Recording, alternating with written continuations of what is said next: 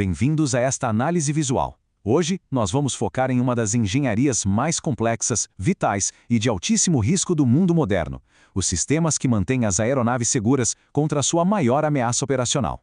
O incêndio a bordo é aquele tipo de cenário que exige perfeição absoluta da engenharia, e entender como essas máquinas gigantescas detectam e neutralizam essa ameaça a milhares de metros de altitude é francamente fascinante. Vamos entender a fundo como essa maravilha técnica opera ali de forma silenciosa e constante. Afinal, o que acontece quando o maior pesadelo da aviação se torna realidade? A 30 mil pés de altitude, a gente sabe que não dá para simplesmente encostar e chamar os bombeiros. A resposta precisa ser imediata, autônoma e, acima de tudo, infalível. Podemos pensar na aeronave não apenas como uma máquina de metal, mas como um organismo biológico vivo. Quando o fogo ataca, esse organismo precisa de um sistema nervoso ultrassensível para sentir a dor na hora e de um sistema imunológico agressivo para combater e isolar a infecção em segundos, bem antes que ela comprometa toda a estrutura. É exatamente essa arquitetura orgânica de defesa que nós vamos desvendar aqui. E o nosso plano de voo para esta explicação vai passar por 1. A ameaça do fogo. 2. O sistema nervoso focado na detecção. 3. As zonas de fogo no motor. 4. Agentes extintores e combate. 5. Os desafios dos motores à turbina. E, finalmente, 6. Manutenção e prevenção contínua. Seção 1. A ameaça do fogo. Iniciando pela primeira fase desse arco de resgate, a identificação sistemática da ameaça.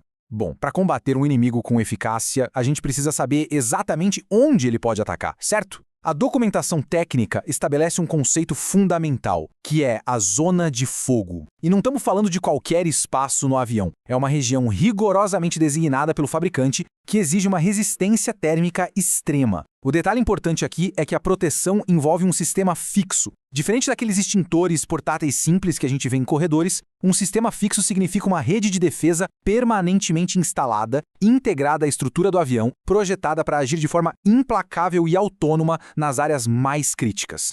Seção 2. O sistema nervoso. Detecção. Certo? Vamos mergulhar nisso. A detecção primária atua como as terminações nervosas do avião. É literalmente o primeiro dominó que precisa cair perfeitamente. Um sistema de combate a incêndio é absolutamente inútil se não souber que o fogo começou, né? A engenharia por trás disso evoluiu de um jeito incrível. Originalmente, a aviação dependia muito dos chamados spot detectors, que são interruptores térmicos isolados. Eles funcionavam bem, claro, mas monitoravam apenas pontos específicos. A grande revolução veio com sistemas de circuito contínuo, ou continuous loop. Em vez de ficar monitorando pontos cegos espalhados, o circuito contínuo permite uma cobertura ininterrupta, abraçando áreas inteiras e perigosas, o que garante que nenhum centímetro quadrado do compartimento do motor passe despercebido. E o funcionamento interno desses circuitos contínuos é de uma genialidade absurda. De um lado, nós temos o sistema KID, usando 2 fios, embutidos em um núcleo de cerâmica especial dentro de um tubo. Do outro, o sistema Fan-Wall, que usa um único fio envolto em cerâmica com sal eutético, que é um sal projetado especificamente para derreter numa temperatura exata. A mágica aqui é a física da resistência térmica. Em temperaturas normais, o material interno bloqueia a eletricidade, mas quando exposto ao calor extremo de um incêndio, a resistência elétrica simplesmente despenca. A corrente flui instantaneamente, o circuito se fecha e o alarme soa lá na cabine. É literal e fisicamente um reflexo nervoso ao calor. Agora, a inteligência do circuito tipo termopar está nas redundâncias e no que ele realmente mede. Ele não fica só buscando um limite estático de superaquecimento. Ele mede a taxa de aumento de temperatura. Construído com 2 ligas metálicas específicas, o cromel e o constantan, ele tem uma junção quente exposta ao calor e uma junção de referência. Se o motor aquece de um jeito normal e gradual, as 2 junções aquecem juntas e nada acontece. Mas se a temperatura dispara rapidamente, indicando um incêndio real, a diferença de temperatura entre as junções gera uma voltagem imediata. Isso é o que evita os temidos falsos alarmes em pleno voo. Seção 3. Zonas de fogo no motor. Avançando um pouco para ver como isso se constrói na geografia física da aeronave, é vital entender a anatomia do perigo. Mapeando onde esses sensores são posicionados, a setorização metódica de uma nacelle de motor convencional divide o espaço de forma bem objetiva. A zona I abriga a seção de força, que é onde a mágica da combustão acontece. A zona 2 cobre a seção de acessórios, que é uma área super densa, cheia de bombas e fluidos sob pressão. E a zona 3 é a região protegida ali atrás da parede de fogo estrutural. Cada sensor Cada cabo é projetado e posicionado sob medida para as realidades de temperatura e fluxo de ar de cada uma dessas zonas. Seção 4. Agentes extintores e combate. Olha que interessante. Com o fogo detectado e localizado, a aeronave transita da percepção para a resposta ativa, usando uma precisão química muito agressiva. O dilema fascinante que os engenheiros enfrentam aqui é como matar o fogo sem ferir os ocupantes.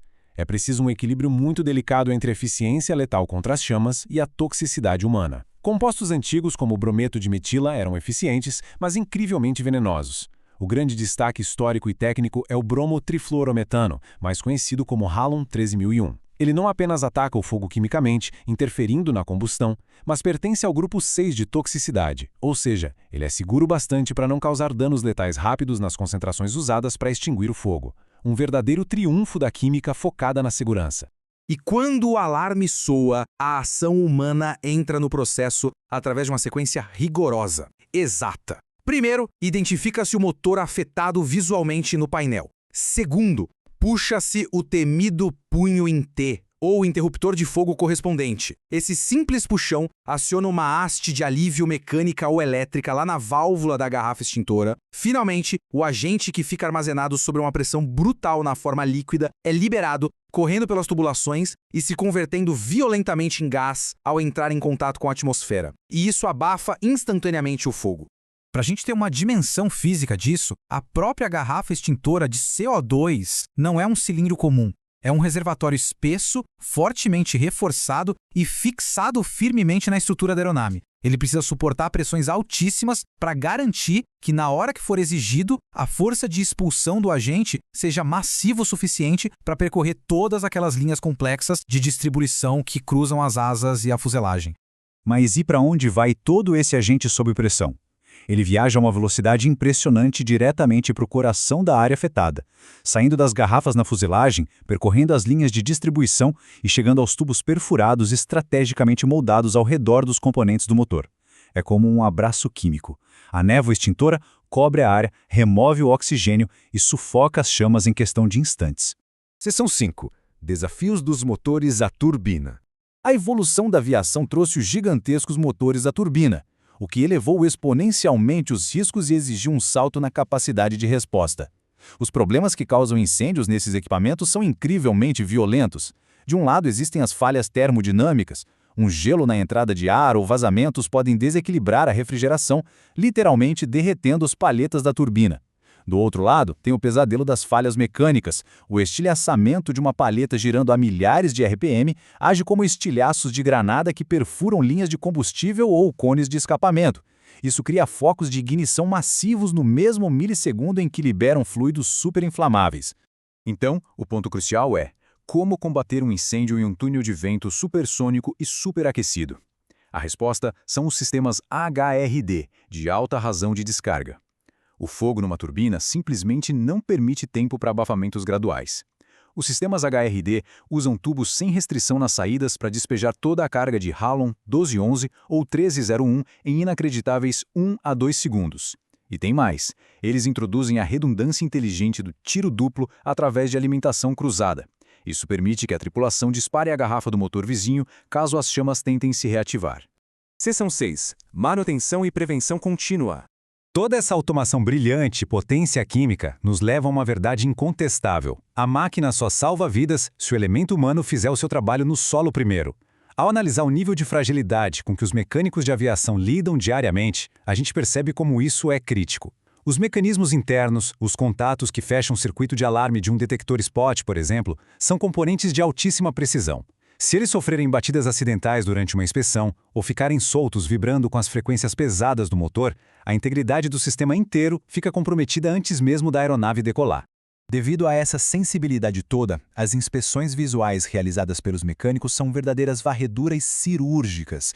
Eles não estão procurando só danos óbvios, não. Eles procuram micro-rachaduras nos elementos, sinais mínimos de desgaste por atrito nas superfícies vibrantes. Eles sabem que um mísero fio de freno rompido tocando os terminais pode fechar o circuito.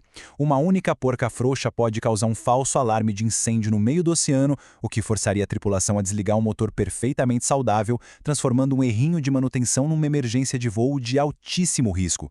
O que nos leva a uma reflexão crucial ao encerrarmos esta explicação. Ficou claro como décadas de engenharia transformaram sensores superdelicados e uma química agressiva em um sistema perfeitamente orquestrado. Mas os motores continuam ficando cada vez maiores, operando com pressões mais altas e materiais novos. A grande questão é, à medida que as fronteiras da aviação se expandem, de que forma os futuros designers irão inovar esses sistemas nervosos e imunológicos invisíveis? Como garantir que o maior perigo dos céus seja continuamente sufocado na origem, de forma silenciosa, mantendo nossa confiança inabalável a cada decolagem? A resposta para isso, com certeza, vai ditar o futuro da segurança nos céus. Obrigado por acompanharem esta análise visual.